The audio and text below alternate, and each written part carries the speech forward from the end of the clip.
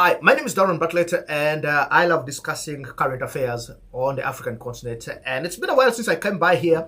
It's because I was much or largely involved in the elections that are going to be happening in Uganda. So I've been reporting on different things happening here on different platforms. So I didn't really have time to come here. But nevertheless, let's talk about the stories that were big in Africa. Stories that could have changed how Africans think or how governance is going to be done. Or number two, how the geopolitics in the region is going to be happening. And none other than the biggest was between Rwanda and DRC and the M23. This has stretched away from 2024 to the end of 2025. But how did it end? We saw President Kagame and Tshisekedi in USA signing a peace deal, but it was not the only deal that was signed. Other deals that happened were in the Qatar process, where the M23 were getting really involved to see that they end the instability that is happening in the eastern part of Congo. Now, so much is talked about this deal. Personally, I think that the deal may bring peace, but the deal may not be good for the people of DRC. Why? Is the emphasis that USA has been putting on this deal, and I'm talking about the emphasis of the minerals. You know, they keep on talking about minerals. And what did we see? The moment they signed the deal, the M23 went ahead and captured another region in DRC, and also had some Burundian forces being arrested. But what? They returned because the M23 said that they want to make sure that this peace deal works. So that is one of the biggest stories that I think that may actually even get into 2026, depending on what exactly happens. Do they follow this deal or not? And I've seen a couple of meetings at the UN Security Council where USA representatives come out and say that Rwanda supported the M23 and so on and so forth. And I feel like if the deal was done in a good spirit, then we shouldn't be talking about these things. We have signed a deal. Can we work on solving the problem rather than keeping going on and making noise about how Rwanda has been supporting the M23 or whether Tshisekedi is not respecting the deal or has signed a bid? Let's just start from a fresh slate and say the deal is here. Let everyone do the bargain that they're supposed to be doing or their role to ensure that there's stability in the eastern part of Congo. Otherwise, other than that, it doesn't really make much sense to me there. So that one, for me, was one of the biggest. The second biggest and very most unexpected story was the re-election of President Suluhu Samia of Tanzania. Now, here's the thing. The truth is that she was going to win the election anyway, because Chama Cha Mapinduzi has never really lost an election. They may have won elections by, slight margins here and there, but guess what? She won with over 90% of the elections. Of the vote that was counted. But I can understand how they came about on those numbers, because the opposition people or supporters literally boycotted the election. They went, there was violence that had broken out and a couple of people died. But that breakaway, usually when they're counting votes, they count the votes cast, okay? So it's the vote cast. So if the vote cast are 100 million votes, and 99 million of them say one candidate, then yeah, that's what they count. So it's not that all the people in Tanzania actually voted her. There are people who actually boycotted. There are videos that were moving around of how people, stormed police stations and grabbed ballot papers and threw them away and things like that, burnt them. So a lot happens. And I have never imagined that a country like Tanzania, which have been peaceful for the longest time we've known, have never been violent. They don't have a history of violence, apart from, the stories of long ago of Maji Maji. Of course, those were rebellions to gain independence. But other than that, they have been largely peaceful. Even Uganda, which doesn't have a culture of protests all the time, at least in their history, no president has come to power that willingly, or I came to power because I've been voted. Most of them have been coming through coups or installed, and they have been thrown off and things like that. So the transition in Uganda has been a little bit different. Maybe one time that transition will come to happen. So I could see it in Uganda. I can see such a habit in Kenya. Not in Tanzania. Never in Tanzania. So that was another one that caught my attention. And let's go to Cameroon. I mean, Cameroon has the longest serving president, probably, in Africa, Paul Biya.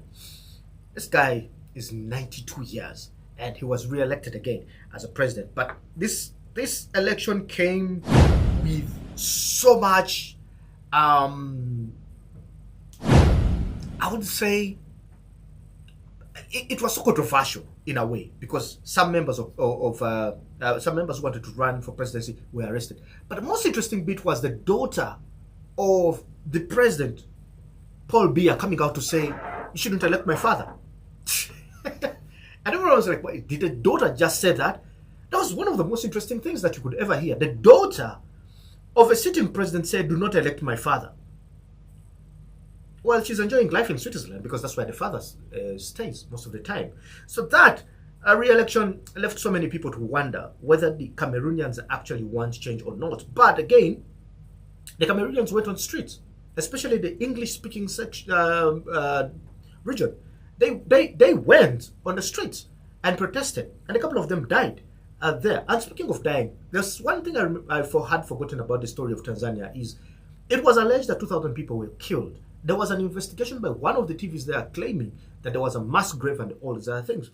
But here's the difficult thing about the story of Tanzania to verify that kind of information is because the internet was off. And now, when you watch what you see on the internet, most of the time, some people were actually putting up videos of South African police and protests in South Africa and other countries. So it was very difficult to verify information of exactly what happened in Tanzania. So maybe one day, as the president said, he put up an inquiry to investigate what exactly happened. Maybe we shall know how many people exactly died, because if you start seeing the pressure that coming from countries, let me say the European Union, the USA, which had threatened to sanction Tanzania because of an election that they believe was not free and fair, that may be tough. But we've seen same elections almost in Cameroon. We've seen the same election in Tanzania, and well, that was it. And speaking of election, let's go to Malawi, which was very interesting. Peter Mutaruka is now the president of Malawi, taking over Chakwera, who Chakwera beat, by the way, in the previous election to become president.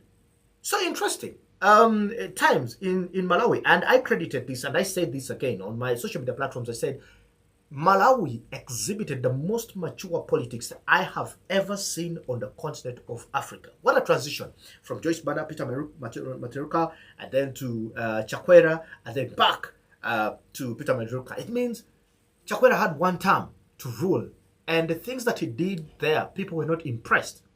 Malawi is not really a very developed country, but I must say they're some of the most intelligent people that I have met from Malawi.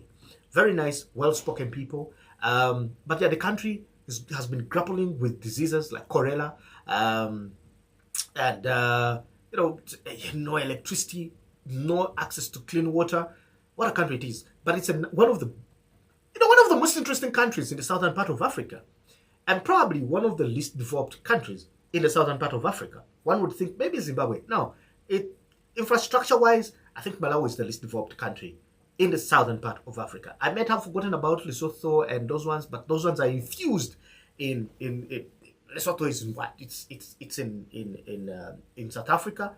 So they kind of complement each other into infrastructure, and eventually it becomes a better one. But yeah, that was one of the best elections that I ever saw there. So we also saw and still speaking of elections, because this has been kind of like an election year on the African continent. You see what happened in Ivory Coast, where Ouattara won his fourth term. But how did he win this? He had to bar some opposition members not to run for presidency. Sounds similar? It sounds similar in Cameroon. Sounds similar in Tanzania. It looks like this year politicians have gone out all hard on their opposition. They don't want them to be on the ballot paper. Very difficult. And for some reasons that are understandable. But I remember one thing. Gbagbo was removed out of power forcefully for Ouattara to become president. And in his fourth term, what does he do? He paves way for his fourth term, changing the constitution. This story is not new to very many years on the continent. So many countries changed the constitutions, including Togo, which was kind of called the constitutional coup. Yeah, Togo too changed this constitution. Now, how many countries changed the constitution? If Ivory Coast changed, Togo changed. And then when you go to Sahara region, I'm talking about the Malis, the Burkina Fasos, the countries that had coups that came together. Some of them changed the constitution. And that is another interesting thing. Let's go to Kenya, who are our friends here. So Kenyans have had protests, which were called the Gen Z protest. People went on the streets to protest against the rule of Ruto. And they had all the slogans, Ruto must go. That was the direction that they wanted to take. Ruto must leave power because they feel like Ruto had inflated prices. The cost of living in Kenya was unbearable. But you know, something changed. Ruto and Raila Odinga shook hands. Ruto was pushing the agenda for Raila Odinga to become the chairperson of the AU. Unfortunately, he lost. He's been losing elections for a very long time. Well, let's put in mind that there's an election they feel like it was rigged. But the fact that he did not even become the leader of Kenya, but they wanted him to become a leader of AU, it means that Raila would have died in one of the highest offices on the continent. Unfortunately, he died in India. And that moment, for me, united Kenyans together with Ruto. It was a turning point. Ruto is such a chess player that he used that moment, he seized that moment and made the best out of it. He has a stadium named after Raila Odinga. That made Kenyans feel so warm. And he is the strongest opposition figure that you had in Kenya, who would literally give all the other candidates in the past hell fire. Mwai Kibaki, Moi, Uhuru, Kenyatta, including Ruto himself. He's come contesting against them. And all those elections, he's not satisfied that he actually lost those elections. He believes he actually won those elections. To a point that at one moment he was even made the Prime Minister of Kenya, the first position that ever happened there. First Prime Minister. And that was it for him. So Kenya was different. It became very different. But now, in the absence of Raila Odinga, does Kenya still pose?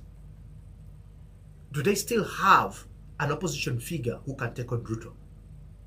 And that question begs me to understand Gachagua, who was impeached. You see, Kenya has a very democratic system that I applaud. And these are the stories that happened there. Gachagua, who was the deputy president of Kenya, was impeached. And now they have another one. Kindiki, who is now the deputy president of Kenya.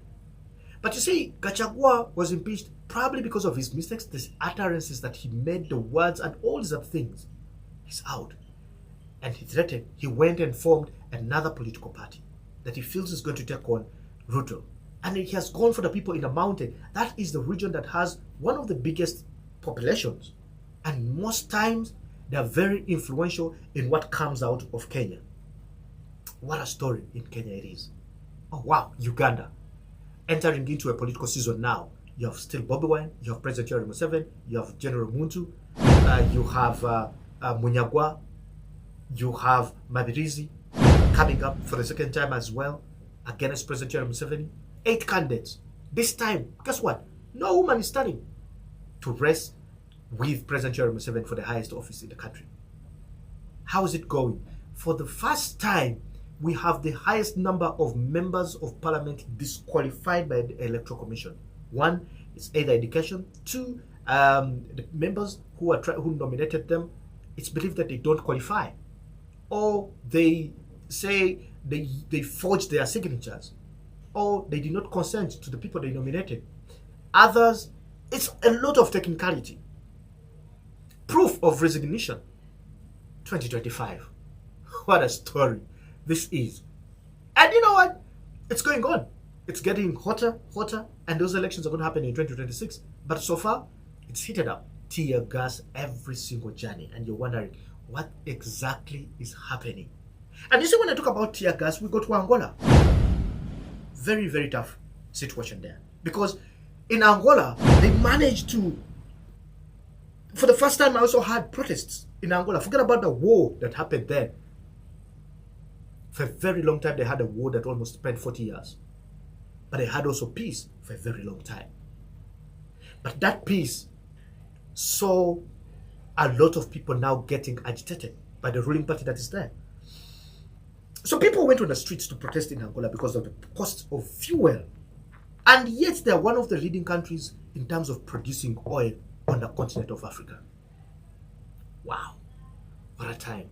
2025. Namibia having the first female president elected. Same political party. We thought that was going to be a tough competition. But here's the thing. She won. Fair and square. She did win her election. I give it to her. But the most interesting bit here is that I don't know how a country of 2 million people, 2 million people, takes time, 7 days to count an election. It's not the only election that happened.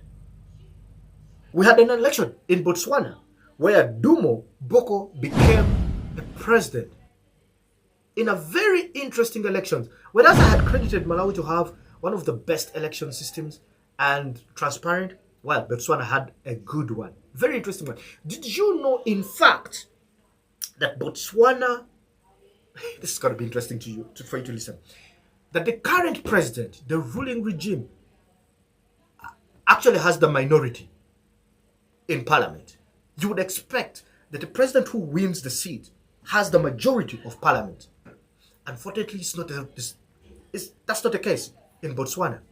Why do I say so? Because now he is the president and he has a party that has few members. However, when you put together, okay, they have, let's say they have about 33% of the house. But when you put together the small pieces of the other small parties, they become more than the members of parliament from the ruling party, making it a minority ruling regime. Quite unique, right? But you know what? There's harmony, there's peace, and indeed, President Duma went ahead and had, having the youngest minister on the African continent. What an election. Very interesting. Madagascar had a protest as well, and we've seen the president overthrown, and now the coup leader is now the installed president. Oh, God. Madagascar. They also picked up on the Gen Z protest and went hard, and pushed hard. And now they have the change that is there. Burkina Faso. Everyone has been talking about Traore Ibrahim. Everyone. With the changes, the sweeping changes that he has come with. But the one thing I don't hear about these states that have had coups is an election plan. A plan to return the countries into civil countries. I mean, like civilian rule is what I'm talking about. But well, maybe that will change in the future because some of them have promised a transition of 2 years, 3 years, 4 years. Maybe that will change. But all these things have been happening under the watch of the AU, which had suspended some of these countries to leave the AU. And that's the best that the AU has done. I'll come to the AU a little bit later. But let's talk about also Sudan, where people have been internally displaced. Huge displacements. And you're thinking, how will the war in Sudan end? President Yoweri Museveni is actually the chief mediator now, trying to see that peace returns into that country. But there are allegations that the AU has been giving the SFR, the Rapid Response Force in Sudan, if I got it right.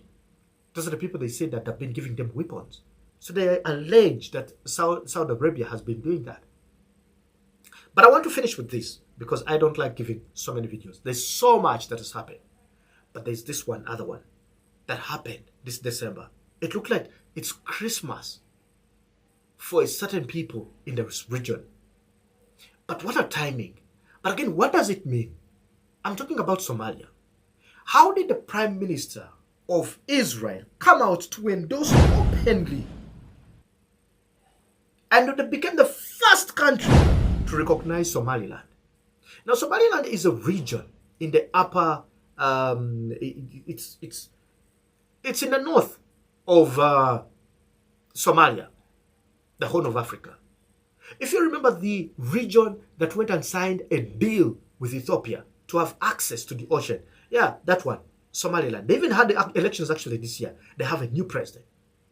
They have their own democratic system, but they are a country within the country. Other people would think about that. They've been fighting to become independent since 1990 or even beyond because they felt they're more organized than Somalia itself. You know,